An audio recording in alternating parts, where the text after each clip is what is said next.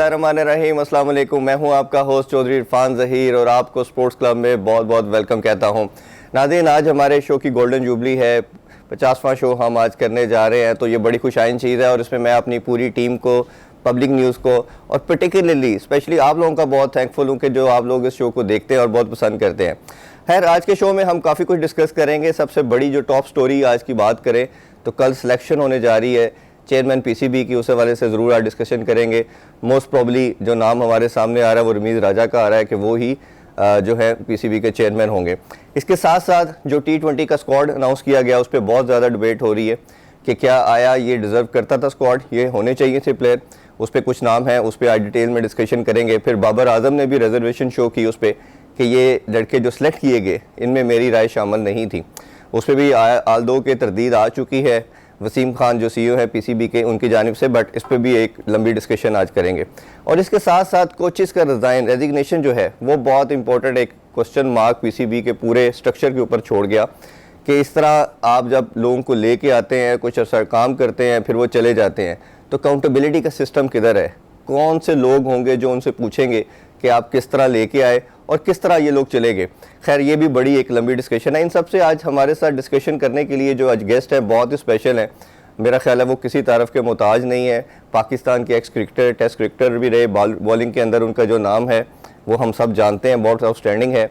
और उसके साथ जो उनकी आजकल जो शोहरत है वो लाहौर कलंदर की एसोसिएशन है, जो उनकी बॉन्डिंग उनके साथ है वो बहुत लंबी चलती जा रही है। मेरा ख्याल है आप सब पहचान के होंगे, the one and only Aqib Javed. बहुत शुक्रिया आकिब भाई, आपने टाइम दिया। आज शो हमारा 50th शो है। मैंने अपना इस शो का पहला भी आपके साथ ही किया था। अच्छा। तो माशाल्लाह 50th भी आपके साथ, गोल्डन जुबली भी आपके साथ ही सेलिब्रेट करें और होपफुली कि 100 भी इंशाल्लाह ताला आपके साथ ही करेंगे। जरूर। एक लकी चार्म आप हमारे साथ हैं। अच्छा, जैसे मैंने इंट्रो में कहा कि काफ़ी कुछ इस वीक में हुआ। सबसे पहले चेयरमैन पीसीबी की बात कर लेते हैं। तीसरा प्रॉब्ली ये ऐसा चेयरमैन आ रहे हैं जो क्रिकेटर हैं, तो रमीज़ राजा के साथ आप खेले भी, वो चीफ एग्जीक्यूटिव भी रहे पीसीबी में। इस डिसीजन को कैसे देखते हैं? क्योंकि बड़ी कॉन्ट्रडिक्शन आ रही है। कुछ मेरी लोगों से क्रिकेटर से बात हुई, कुछ शाइन कह रहे हैं, कुछ कहते हैं कि ये तो एडमिनिस्ट्रेशन की जॉब है, इसमें क्रिकेटर की ज़रूरत नहीं थी। तो वो तो एडवाइस लेके क्रिकेटर्स के साथ नीचे उन्होंने इतनी लंबी लॉट रखी होती है, चेयरमैन सिलेक्शन कमेटी और कमेटी भी बनाई हुई है, तो उनको ज़रूरत नहीं है कि क्रिकेटर होना लाजमी है। आपका क्या स्टांस है सर इसमें? देखिए, सारे सिलसिले में इम्पोर्टेंट क्या है जी, वो है क्रिकेट जी। क्रिकेट बोर्ड का जो असल काम है वो है इस क्रिकेट को आगे बढ़ाना, इसके सिस्टम को फैलाना। ठीक है, यही है ना मकसद? तो बिल्कुल। अब उसके बाद ये बाकी चीज़ें आ गई, जैसे कमर्शियल्स आ गई, आपकी टीवी राइट्स आ गए, आईसीसी के जो मामलात होते हैं वो भी आ गए, तो वो भी तो बेस्ड ऑन क्रिकेट ही है ना। बिल्कुल। तो जब आपका फोकस क्रिकेट से हटेगा तो आज जो हालात है ऐसे ही आने थे। ऐसे ही हमारे साहब थे, उनका फोकस क्या था? कभी एक कहते हैं हम क्रिकेट वापस लेके आ गए, टीमें आना शुरू हो गई। ये आपका काम ही नहीं है। ये तो काम है इस मुल्क की जो सिक्योरिटी की अदारे हैं जी, ठीक है, और या मेहरबानी दहशत गर्दों की कि वो बाज आ गए।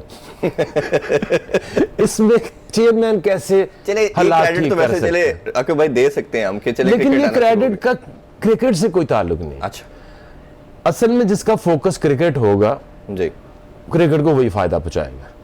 मैंने भी साथ खेली भी, अलाइड बैंक में भी हम साथ रहे, वहाँ भी एडमिनिस्ट्रेशन में 7-8 साल काम किया, फिर कमेंट्री में आ गए, फिर चीफ एग्जीक्यूटिव भी बने। और वो एक दौर था तोकीज़ या और रमीज़ राजा के होते हुए, वो सारी जो एकेडमीज़ का जाल था, एनसीए जो है वो तब सारी चीज़ें बनी।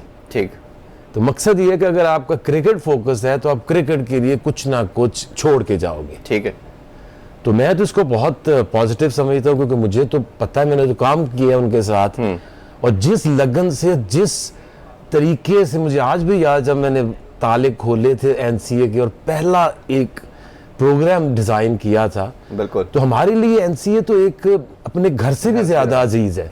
एग्रीड। और वो रमीज़ राजा के लिए भी उतने ही अजीज़ है। उसमें एक आके भाई, एक कई जो उनको नहीं एग्री कर रहे कि रमीज़ राजा को नहीं होना चाहिए, वो उनकी जो स्टेटमेंट थी ना बिग 3 के हवाले से, शायद आपकी नज़रों से भी गुजरी हो कि उन्होंने कहा पाकिस्तान को सरेंडर कर देना चाहिए, बिग 3 है, भारत ने अगर इम्पैक्ट आ रहा है, पैसे जनरेट कर रहा है, तो पाकिस्तान को सरेंडर करके उनकी बात मान लेनी चाहिए। उस पर एक बड़ा एक हल्का ऐसा था जो इस पर रिएक्ट किया कि ये भारत की तरफ क्यों बेंड हो रहे हैं और अपनी क्यों टिल्ट दिखा रहे हैं, शायद उधर वो कमेंट्री करते हैं, शायद ये रीज़न है। तो उस पर क्या आपका स्टांस है? देखिए, वो एक ऐसी स्टेटमेंट है जो उस हालात में दो ही चीज़ें हो सकती थी। या आप कहते हैं कि जी आप लड़ पड़ो जी, या आप कहते हैं कि यार हमेशा से एक चीज़ देखिए, ये जो दो चीज़ें हैं ना, पाकिस्तान और इंडिया के जो पॉलिटिकल हालात हैं जी, वो हमारे जो स्पोर्ट्समैन है ना उनके लिए मायने नहीं रखते। ठीक, क्योंकि मैं आज भी कहता हूँ कि पाकिस्तान इंडिया से बड़ा तो कोई मैच ही नहीं होता, ऐसा ही है। तो वो होना चाहिए। इवन चैंपियन ट्रॉफी का फाइनल जो था, सबसे बड़ी व्यूअरशिप। पॉलिटिक्स जिनका काम है वो करें, ठीक, सरहदों की हिफाजत जिनका काम है वो करें। स्पोर्ट्समैन का इस मुआशरे के अंदर रोल ही डिफरेंट है जी, उसने लोगों में खुशियां बांटनी है, उसने लोगों के अंदर एक एक्साइटमेंट लेके आनी है, एक पॉजिटिविटी लेके आनी है। ठीक। तो हम सारे के सारे अपने अपने रोल में रहते हुए अगर कोई बात करें ना तो फायदा उसी का ही है। ठीक है। तो आई डोंट नो लोग उनको किस अच्छा, हवाले से क्रिटिसाइज करते हैं। अच्छा, इसमें एक जो चीज़ मेरा ख्याल है जो सबसे बड़ा चैलेंज होगा, वो जो अभी जो करंट डोमेस्टिक स्ट्रक्चर आ चुका है, डिपार्टमेंटल क्रिकेट को बैन करके रीजनल क्रिकेट हमारी ला दी गई है, तो इस पे क्या देखते हैं कि क्या अब ओबियसली खान साहब उनको लेके आए और खान साहब का विजन है पुराना बचपन से कि ये स्ट्रक्चर होना चाहिए, ये पिछली जो बोर्ड था वो तो नहीं कर पाया, तो आपको क्या लगता है कि ये रमीज राजा कर पाएंगे इसको इम्प्लीमेंट? देखिए, अब देखना तो ये है कि वो इसको किस तरह से लेते हैं। खान साहब के तो क्लियर कट है कि यही चलेगा, ये 6 है, इनको आप चलाओ। ठीक।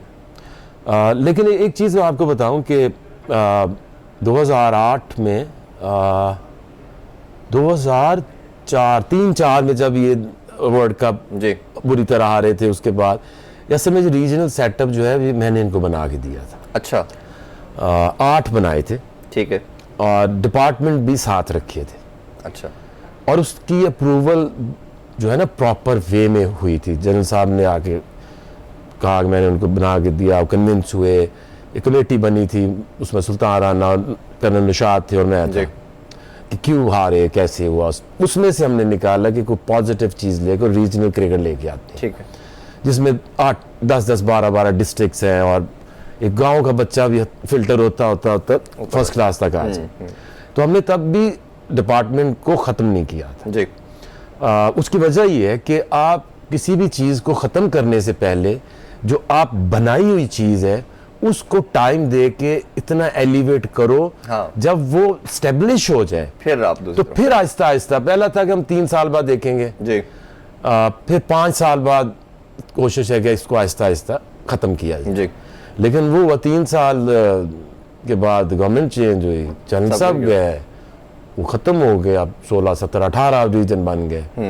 तो ये सबसे बड़ी मुसीबत ही है। अच्छा, अब सब दूसरी तरफ चलते हैं। सेकंड चीज़ जो सबसे बड़ी चीज़ मेरा ख्याल है वो कोचेस का मसला। आपका मैंने जब पहला इंटरव्यू किया था आपने बताया था मुझे कि मुझे कभी हेड कोच नहीं लगाएंगे, और आपने मुझे पूरी अपनी वो स्टोरी जर्नी भी बताया था क्या क्या रीजंस हुई। अच्छा, एक तो वकार और मिसबा का आना हम मल्टीपल टाइम डिस्कशन भी कर चुके, बड़ा अनजस्टिफाइड था दोनों का, और जिस तरह की आपकी मैंने अभी लास्ट वीक स्टेटमेंट पढ़ रहा था कि पहले इनको कोचिंग सीखनी चाहिए वकार के हवाले से, कहा तीनों टेन्योर बड़े फ्लॉप रहे। मिसबा की तो अपॉइंटमेंट पे 5वां जी 2 दफ़ा तो एज ए बॉलिंग कोच भी, तो बड़ी फ्लॉप किस्म का उनका सारा ये टेन्योर गुजरे। मिसबा की कोचिंग के ऊपर भी क्वेश्चन मार्क थे, जिस तरह की अप्रोच उनकी पहले एज ए कैप्टन भी थी, बड़ी नेगेटिव टिमिड अप्रोच के साथ चलते थे, वही हमें कोचिंग में भी नजर आई। किसी भी अच्छी टीम के खिलाफ हम सीरीज नहीं जीते। अपॉइंटमेंट भी हमने देखी अनजस्टिफाइड, इनका जाना भी अनजस्टिफाइड कि आपका वर्ल्ड पर क्रॉस द कॉर्नर। और मेरा मानना ये है कि ये जिस रास्ते से आए उसी से भागे, ऑर्डर आए पीछे से, ये कोई इन्होंने रेजिग्नेशन नहीं दिया, तो उसी तरह गए। तो ये कितना फॉर्चुनेट है और इसको कैसे देखते हैं आप? देखिए, आपने जब भी कोई भी काम करना है आप कहते हैं कि ये जॉब है, ठीक, अब उसके लिए आपको बेहतरीन लोग चाहिए, बिल्कुल, ठीक है, उसकी कोई तो आप क्राइटेरिया बनाते हैं। हाँ। अगर नेशनल टीम का कोच होगा तो उसका जो इश्तहार है वो पूरी दुनिया में मिनिमम लेवल 3 जी एंड 10 years इंटरनेशनल और टॉप डोमेस्टिक आपका एक्सपीरियंस, जी, ठीक है, ये 2 ही चीजें हैं। बिल्कुल ऐसे ही। तो जब ये 2 चीजें आप नहीं रखोगे तो तो इसका मतलब क्या है कि यू कंप्रोमाइजिंग, हाँ। Compromising on what?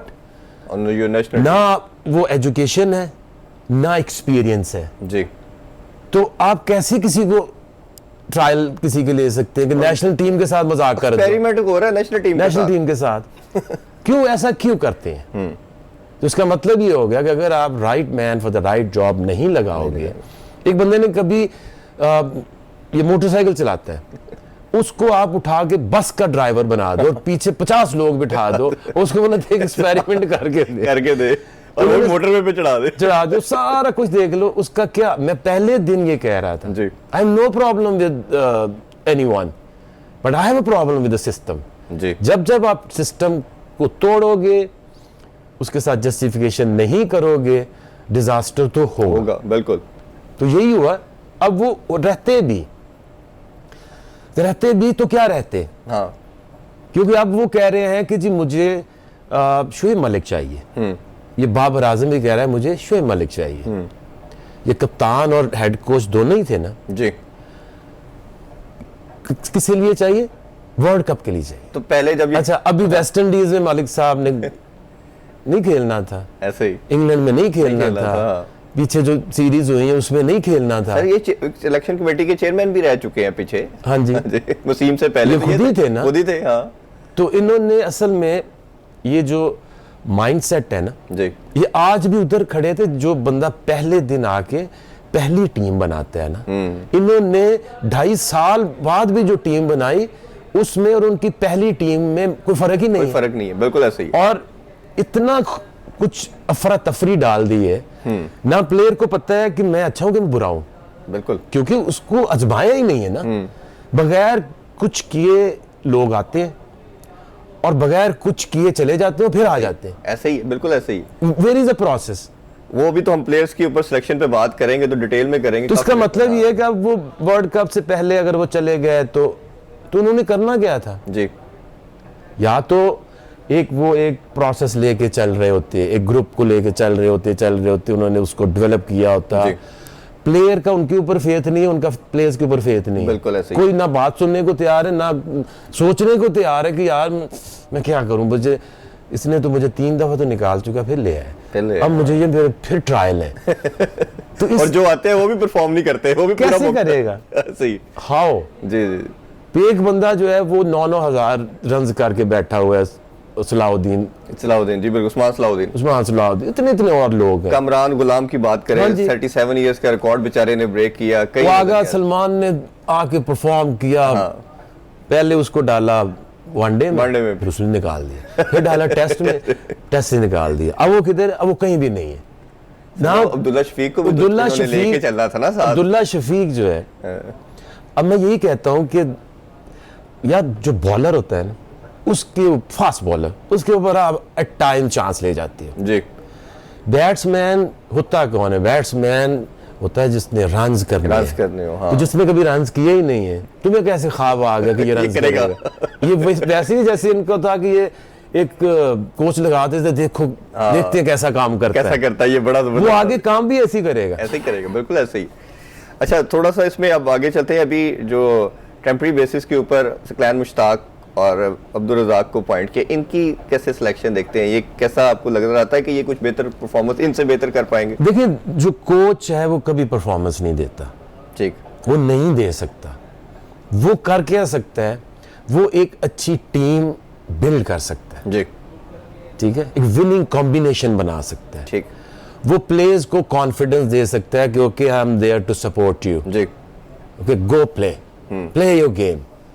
जो गालियों मैं खाऊं, मैं खा नहीं रहा लाहौर कलंदर की, बिल्कुल ठीक है। कभी किसी प्लेयर को पॉइंट आउट किया? बिल्कुल ऐसे ही है भाई, आपको बिलीव है करते हैं, आप ऑन करते हैं कितनी, जो इस दफा भी हम टीम बनाते हैं वो सबसे पहले फेवरेट वही होती है, ऐसे ही। तो इसका मतलब है कि आपने जो ड्राफ्ट में डिसीजंस लिए और उसके बाद जो आपने 11 के डिसीजंस लिए वो सही हैं। अब उसमें मेरी परफॉर्मेंस का, ना तो मैं बॉल कर सकता ना बैटिंग कर सकता, ऐसे ही। तो प्रोसेस एक होना चाहिए। आपने जिसके ऊपर बिलीव किया है, आपने उसको प्लेयर बना के छोड़ना है। पहले आपको आए होनी चाहिए कि मैं किसको उठा रहा हूं जी, किसके ऊपर इन्वेस्ट कर रहा हूं।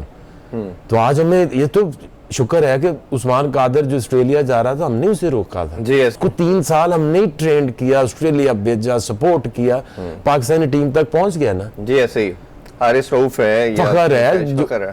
तो इस तरह से इन्होंने क्या छोड़ के गए हैं पता है ना। एक नाम भी बॉलिंग में था, एक यूनुस ने बॉलिंग लिया। में मुझे नाम बता दें कि एक बंदे 16 लड़के चेंज हुए टीम में को के अंदर। यहां से यहां भी किया, उनको शक में डाल दिया कि you not good enough.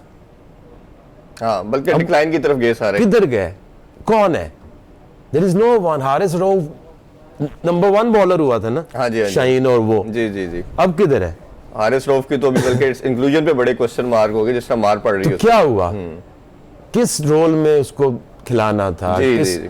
Role में? मुझे पता नहीं, उस दिन कह रहा था ये पीएसएल में आते हैं तो ये 150 बॉलिंग कराते हैं, वहां ये 140 नहीं 35 नहीं होता, 35 नहीं होता। तो देखो सबसे अच्छी जो कोच की बात है ना, ये 2 ही फर्क है आपको बता दूं। There is only one difference between a coach and non coach. Coach का काम ये होता है कि वो ऑब्जर्व करता है एक प्लेयर को, उसमें उसकी सबसे जो खूबसूरत चीज है, जो उसकी असल स्ट्रेंथ है जी, उसको वो ऑब्जर्व करके उस प्लेयर को उसकी उस खसूसियत से इतनी पहचान करा देता है कि उसके ऊपर वो ईमान ले आए वाह, और उसकी अच्छाई को और बढ़ाओ। बढ़ा दे।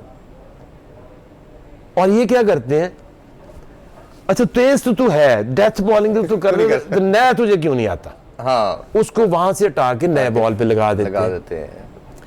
जो उसकी कमजोरी है उसके ऊपर वो आएगा, उसका कॉन्फिडेंस नीचे नीचे जाएगा। करा जाएगा, बिल्कुल ऐसे ही है। तो आप उसको पुराना करा लो, ये कि जैसे मिडिल ऑर्डर का बैट्समैन है, उसे ओपनिंग कराना शुरू कर दो, ओपन करके बस दिखा हमें। इतना सा फर्क है।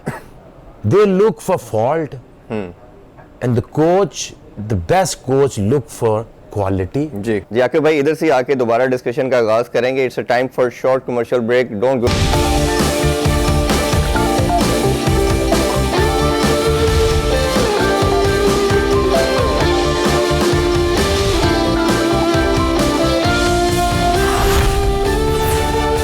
Welcome back in sports club. आकर जो है इससे मजीद कुछ क्वेश्चन करते हैं। और मेरा मानना आकर भाई ये है कि इस लेवल पे आके कोचिंग होती भी मैन मैनेजमेंट है, थोड़ा ऑर्गेनाइज करना है। कोचिंग तो अंडर 19 पहले कर रहा है, जो सीखना था उसने। कोच का कोई काम नहीं है डेवलपमेंट से, ठीक है। कोच का काम है जो प्लेयर के अंदर बेस्ट है उसको पहचाने, उसको कहे वो कर जो तुझे अल्लाह ने कुदरती तौर पे तेरे अंदर सलाहियत दी है, उसको बढ़ाओ, बिल्कुल उसको उस रोल में डाल के उससे काम लो। बाकी 10 साल बाद वकार ने भी नया बॉल सीख लिया था तो हारिस रऊफ भी सीख ले। उसको पहले वो तो एग्जीक्यूट कराओ जो उसके अंदर सबसे अच्छी चीज है। जी जी जी जी। अच्छा, थोड़ा सा इसमें ये बताइए, अभी मेरे तो रिसोर्सेज के मुताबिक यही है कि इंटरनेशनल ये कोच की तरफ जा रहे हैं, लोकल प्लेयर की तरफ नहीं जाएंगे। तो उसमें 2-3 नाम आ रहे हैं, पीटर मोर का नाम आ रहा है, फिर टॉम मोडी का आ रहा है, वॉटमोर को भी थोड़ा कंसीडर किया जा रहा है। लेकिन मेरा अपना मानना ये कि Andy flower is the number 1 choice. मेरी एंडी फ्लावर से भी बात हुई थी, बट वो इंटरेस्टेड नहीं लग रहे। वो is more interested in the coaching और वो कमेंट्री वगैरह में, क्योंकि वो कह रहे थे कि मेरा फैमिली को मैं टाइम ज़्यादा देना चाह रहा हूँ और मैं उसमें इंटरेस्टेड नहीं हूँ। मेरा ख्याल अगर वो आ जाए तो बेहतर ऑप्शन है, या गैरी क्रिस्टन एक मुझे लगता है एक ऐसा नाम है कि जो लेकिन अच्छा कर सबसे सकता जरूरी तो काम ये है कि आपने उस कोच से काम क्या लेना है, जी पहले आपको पता होना चाहिए। ये कोच को मैं बुलाऊंगा तो उसको मैंने कहना है कि भाई हमारी प्रॉब्लम 1 2 3 है, इसको तू क्या करेगा, कैसे करेगा? डेवलपमेंट तो तू नहीं करेगा, तू तो मैनेज करेगा एक ग्रुप को, इन लड़कों को। लेकिन चीफ सेलेक्टर के साथ तू किस तरह कोऑर्डिनेट करके, हाउ डू यू नो कि कहाँ क्या टैलेंट है, पाइपलाइन कितने लड़के पीछे आ रहे कोई है नहीं है, कौन है और उनकी डेवलपमेंट क्या है। जी। ये पाकिस्तान में कोचिंग करना आसान बात नहीं है। ठीक है। एक तो यहाँ का इन्वायरमेंट, यहाँ गोरा आता है, तंग होता है, ठीक है, और दूसरा ये कि उसको भी पता है कि 1 सीरीज 2 सीरीज से ज्यादा बर्दाश्त नहीं है किसी को, ऐसे ही है। लेकिन मैं ये कहता हूँ कि आप रखने से पहले आप खुद सोचें कि वो कौन से 1 2 3 पॉइंट्स हैं जो आप समझते हैं कि हमारी क्रिकेट के लिए वो पिलर्स हैं। जैसे मैं समझता हूँ जी कि मुझे अगर मशवरा करेंगे तो मैं तो ये कहूँगा कि सबसे पहला पिलर आपके क्रिकेट बोर्ड की रिफ्लेक्शन होनी चाहिए इंटेग्रिटी। ठीक। No tainted, no fixers coming back in the team, बिल्कुल ठीक। Clear, loud, done. हाँ, तो आपकी इंटरनेशनली एंड मुल्क के अंदर recognition लोगों की एक रिकग्निशन बनेगी। जी। दूसरा आपने ये करना है कि मॉडर्न डे क्रिकेट, ना बड़ा अच्छा लफ्ज है बट वो है क्या? है क्या? वो है आपने फिटनेस के ऊपर कंप्रोमाइज नहीं करना। जैसे अभी नो बात करेंगे शर्जील, हम। नो आजम आजम खान, खान, हाँ उनको बोलो कि लोग दीज आर स्टैंडर्ड्स, जी। हमने नहीं कंप्रोमाइज करना। आप नहीं हो फिट तो फिट होके आ जाओ। हाँ बिल्कुल ठीक है, इसमें कोई वाई यू दूसरी- ने हरी? जी बिल्कुल ठीक बात है, this is the basic criteria. तो दो चीजों पे कंप्रोमाइज हुआ ना, हाँ, इज्जत ना रही, ना हमारे कोई फिटनेस के स्टैंडर्ड्स रहे। ठीक। ठीक है। तीसरी चीज है कि आपने एक कंसिस्टेंसी से फैसले लेने हैं। आपने वो कोशिश करनी है कि कौन सी विनिंग टीम होती है जो एक group longer period of time के साथ एक कप्तान के अंडर खेलते हैं। जी वो है 90s। जी, अभी तक याद है ना बिल्कुल बैटिंग ऐसे- ऑर्डर, बिल्कुल ऐसे ही है। लोग नीचे रन्स कर कर मार जाते थे लेकिन ऊपर मियां दाद बैठा था, जी, जी, उधर सलीम मलिक बैठा था, उधर सईद अनवर था, आमिर इंजमाम सुहेल था, था, इंजमाम था, इजाज था। जी जी जी। तो अब किधर है वो? अब तो नाम ही हमारे पास दो है, और रिजवान की भी 1 साल की हाँ, इसी परफॉर्मेंस साल है। में परफॉर्मेंस आई। बाबर है एक आपका इंटरनेशनली रिकॉग्नाइज्ड बैट्समैन, बैट्समैन ऐसे ही और कौन है? कोई नहीं है। है ही नहीं। तो ये वो छोड़ के गए हैं और इसको बिल्ड करना है। और ये भी आकिब भाई कमोडिटी पिछली मैनेजमेंट की थी, इन्होंने तो प्ले नहीं किया, वो तो बने हुए थे तो कंटिन्यू कर गए थोड़ा। हाँ। इन्होंने तो एक प्लेयर भी नहीं देखो ना कि किया। वो तो फिर भी कुछ ना कुछ दे गया आपको। मिक्की आर्थ मिक्की दे गया, कुछ दे गया, जो एक बिल्कुल देगा। प्रोफेशनल होगा ना, जी, जी, जी, वो जी। आपको कुछ ना कुछ अपना निशान छोड़ के जाएगा। सर 2 साल नंबर 1 T20 में, चैंपियन ट्रॉफी टेस्ट में चौथे नंबर पे, हाँ। इससे ज्यादा क्या एक टीम और आपको वो क्या दे के गया? वो आपको एक लॉट दे दे गया। गया, बिल्कुल ऐसे ही है। बाबर आजम को उसने इस्लामाबाद के बेंच से उठाया, उसको ओपन कराई, उसको पाकिस्तान टीम में उसने T20 में ऊपर खिलाया, उसको कॉन्फिडेंस दिया, उसको प्लेयर बना दिया। ऐसे ही ठीक है। है। मैं ना अभी 2016 की बात बता रहा हूँ। मैं अक्सर मेरी मुलाकात होती थी ग्रांड फ्लावर और इनसे, मिकी आर्थर से, तो मुझे 2016 में बताया उन्होंने। मैंने पूछा कि पाकिस्तान नेट हो रहा था कैंप में, कौन से आपके बेस्ट लड़के पाकिस्तान के हैं? उन्होंने कहा जी 2 आपके पास लड़के हैं जो पाकिस्तान का फ्यूचर है। नंबर 1 बाबर आजम, उस टाइम बाबर आजम टीम में भी नहीं था। और दूसरा उन्होंने कहा समी असलम, ये आपका फ्यूचर है, जो आप इन पे 2-3 प्लेयर ही होते हैं ना जी, बाकी तो चलो स्पोर्टिंग रोल में आ जाते हैं, ये आपका फ्यूचर है और इन पे आप पाकिस्तान को एम्फेसाइज करना चाहिए। अच्छा, बाबर आजम को प्लेयर बनाया उन्होंने, 3रा नंबर दिया। शान को बनाया, शान को भी बनाया, इवन बनाया, बिल्कुल बनाया।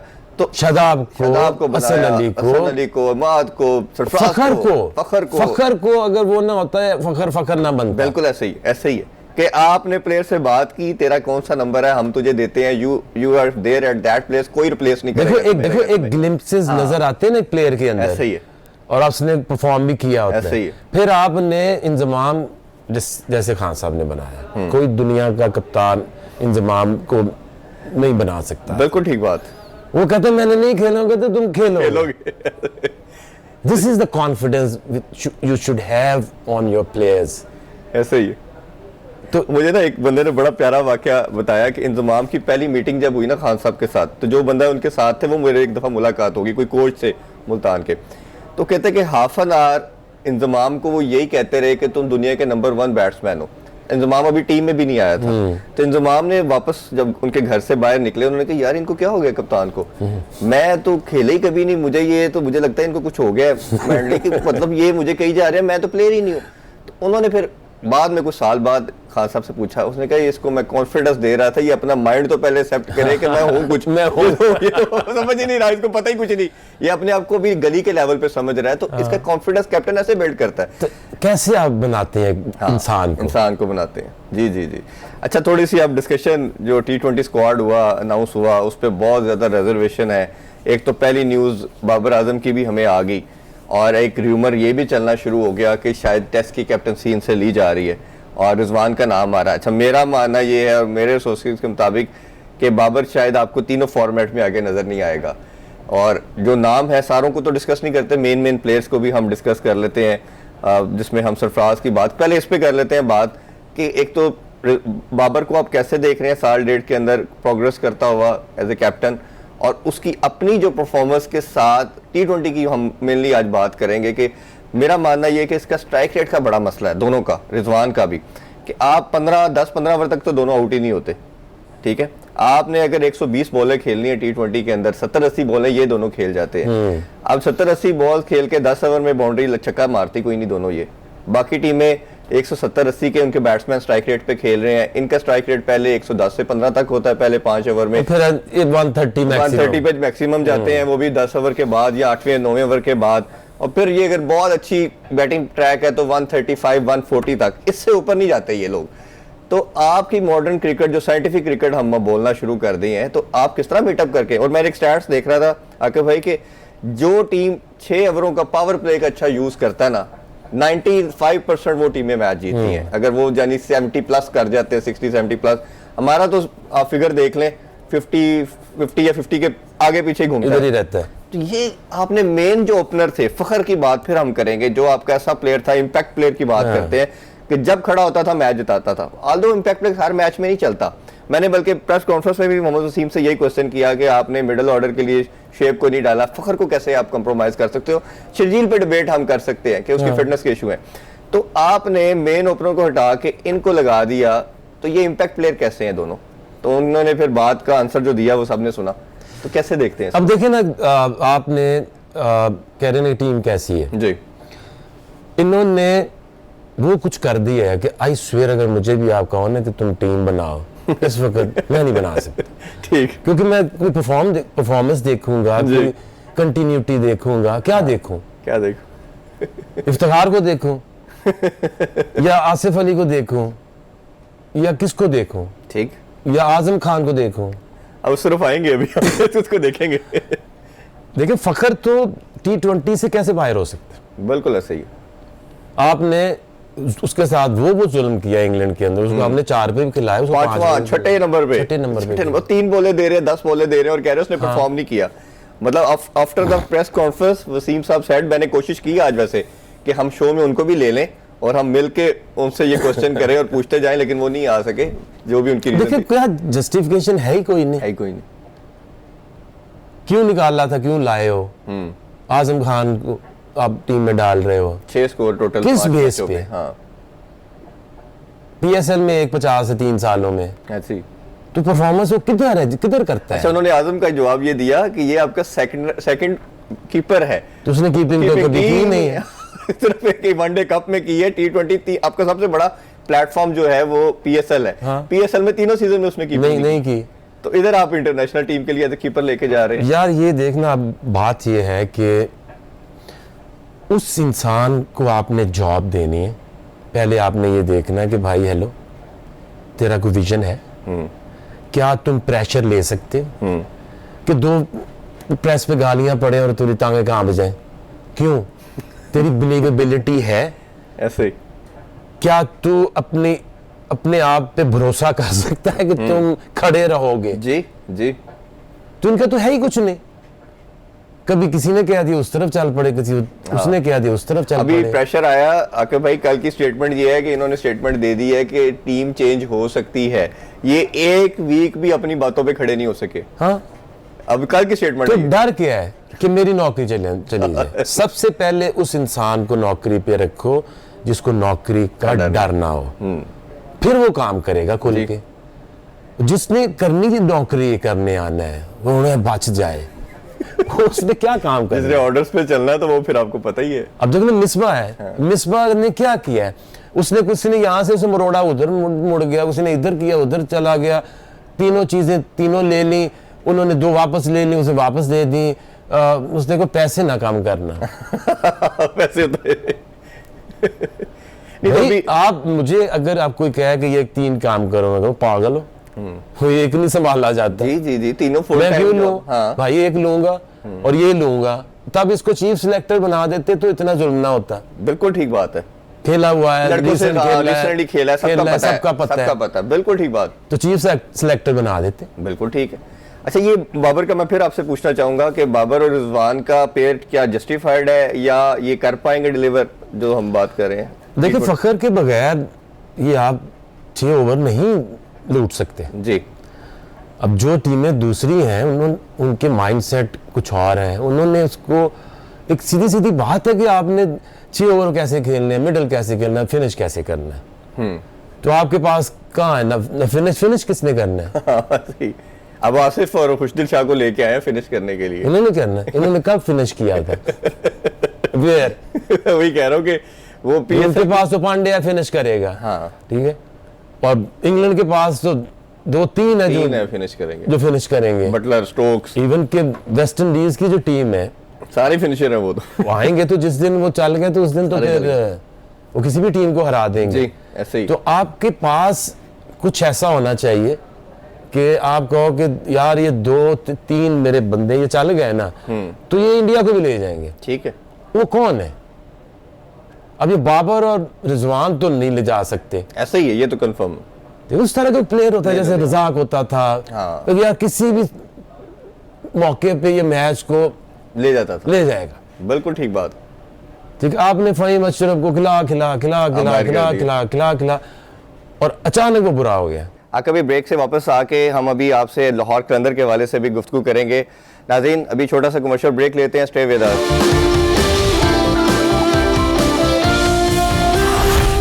Welcome back in sports club. अभी कुछ मजीद डिस्कशन करते हैं।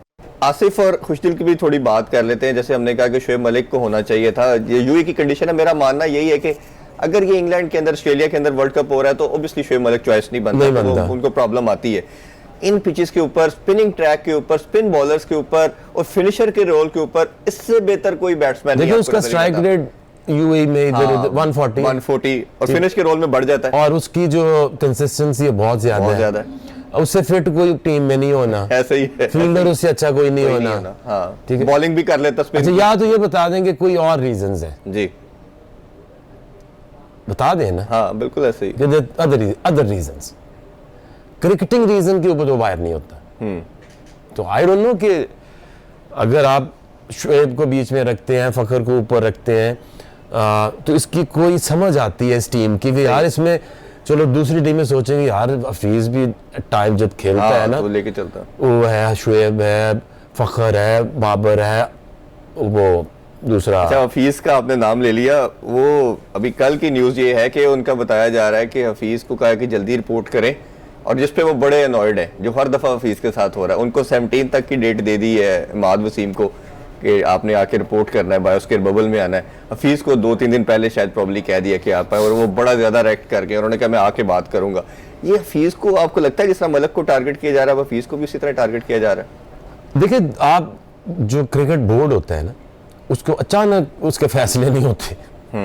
आप एनओसी देते हो, उसमें एक डेट से दूसरी डेट लिखी होती है।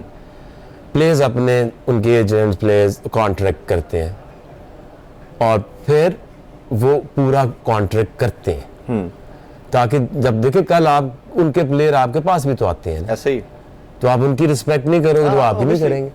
तो आपने फैसले तो वो करने हैं ना, फोर्स ही करते हुए कि हमें पता है हम जो ये डेट लिख रहे हैं इसका मकसद क्या है। बिल्कुल ठीक बात। ठीक है, आप तो इनको तो ये भी नहीं पता था कि वो एक सीरीज होगी, उसमें डीआरएस भी जरूरत है, और आपके वो सुपर लीग वाले जो मैचेस उससे निकल के आउट हो गए आप। अब ये तो इसके ऊपर तो मेरा ख्याल है कि सैक छोटी बात है, 2-4 जूते भी मारने चाहिए। इतनी बदनामी, डीआरएस नहीं है और सिंपल ये इतनी बदनामी। वो न्यूजीलैंड क्या सोचते होंगे, इथोपिया में आ गए। तो अपनी इज्जत इंसान की अपने हाथ होती है, बिल्कुल ऐसे ही।